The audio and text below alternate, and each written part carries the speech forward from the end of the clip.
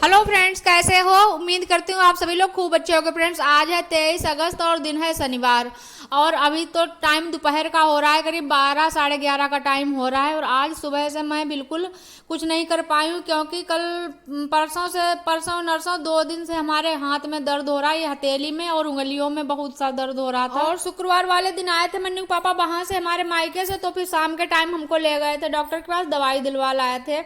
और वो दवाई मैंने रात में खा ली और मैं सो गई। मैं इतना सो गई, ऐसा लगा मुझे कुछ पता ही नहीं चला। बिल्कुल सुबह 6 बजे आँख खुली, पूरी रात मैं सोई, बिल्कुल नशा सा हो गया था। दवाई बहुत ही हार्ड थी।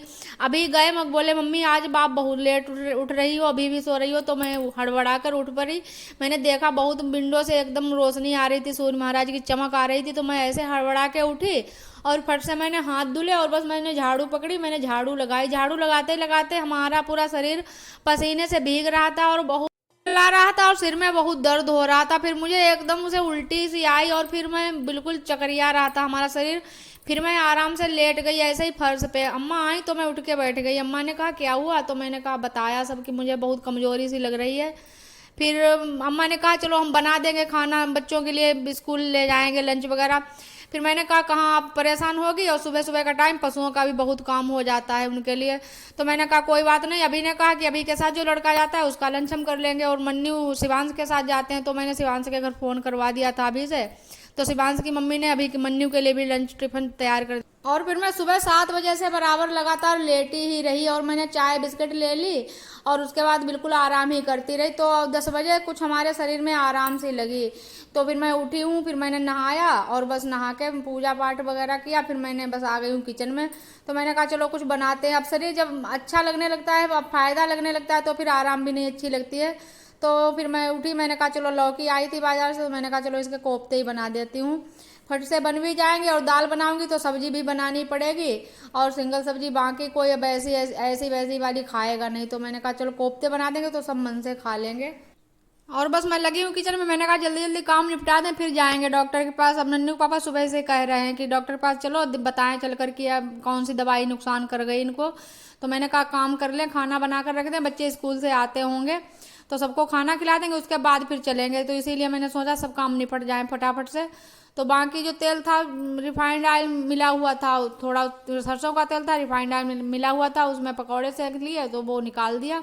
अब सरसों के तेल में मैंने प्याज लहसुन धनिया का पेस्ट डाल दिया है, तो इसको भून कर बस। और आप सबके लिए वीडियो बनाने की तो ऐसी आदत लगी है कि मैं बिल्कुल वीडियो ना शूट करूं तो मेरी तकलीफ और भी ज़्यादा बढ़ जाती है। जिस दिन फ़ोन ले गया था मन्नू के पापा का छीन कर बंदर, उस दिन मेरी डांट फटकार बहुत ज़्यादा पड़ी और तब कहा कि वीडियो बनाना बंद करो, नहीं तो किसी दिन भारी नुकसान सहना पड़ेगा।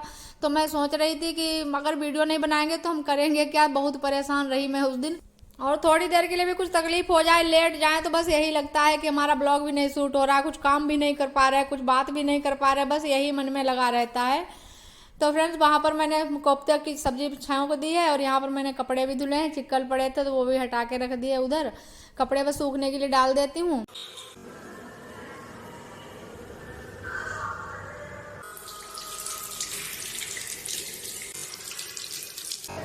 अभी आ गए फ्रेंड्स, अभी को खिला दे चलकर पकौड़े, थोड़ी भूख शांत हो जाएगी।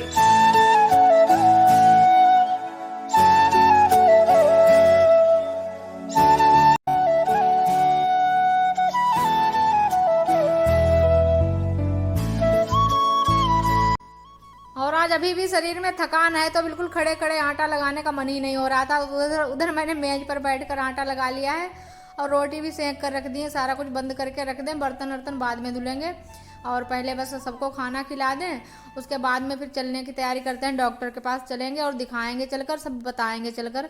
तो यहाँ पर मैंने साड़ी चेंज कर ली है और फिर उसके बाद मांग में सिंदूर लगा और 1:30 बजे तक खाना बन गया था पूरा। उसके बाद सब खाया पिया गया तो 2:30-3 का टाइम हो गया और अब करीब 3:30-4 का टाइम है। तो मैं बस निकल रही हूँ, डॉक्टर के पास चलेंगे। और बाहर निकली मैं, जैसे ही खड़ी थी बाहर तो मैंने सोचा ताला डाल दें, फिर लेकिन अम्मा उधर दिख गई थी, खड़ी थी चौराहे पर। तो मैंने कहा अम्मा को ही चाबी दे देंगे। तो अम्मा का ही वेट कर रही हूँ मैं इधर, यहाँ पर खड़ी होकर। अम्मा उधर से आ रही हैं, अम्मा को चाबी दे देंगे तो बीच में मन्नू पापा या मन्नू कोई भी आएंगे तो फिर दिक्कत भी नहीं। वैसे कहाँ मैंने सोचा उधर जाके देना पड़ेगा तो मैं साथ भी लिए जाती चाबी, लेकिन अम्मा थी तो मैंने अम्मा को दे दी। उसके बाद बस चलो, यहीं लोकल में ही थोड़ी दूर पर है कुरिया कला, वहाँ से ही दवाई लेंगे, 1-1.5 किलोमीटर है करीब।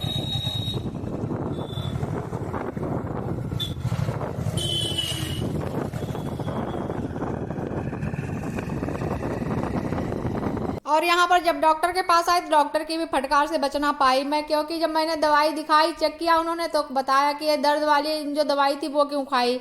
और मुझे समझाई तो अच्छे से थी, लेकिन फिर भी कुछ दिमाग से हट गई बात की, ध्यान नहीं रहा कि कौन सी टैबलेट कब खानी है। तो मुझे दर्द वाली टैबलेट नहीं खानी थी, जो कि मैंने खा ली थी शाम लेटते समय। तो उसी इतनी हार्ड थी, इसी वजह से मुझे चक्कर आ रहे थे। और फिर यहाँ पर मैंने मसाज करवाई हाथ पर, मैंने कहा इसका दर्द भी ठीक हो जाए, उंगलियों का, हथेली का। और यहीं से फ्रेंड्स वीडियो का एंड करेंगे और मिलेंगे कल एक नए और स्पेशल से ब्लॉग के साथ। आप लोग इस वीडियो को लाइक कर दो एंड न्यू हो चैनल को सब्सक्राइब कर लो। Bye bye friends.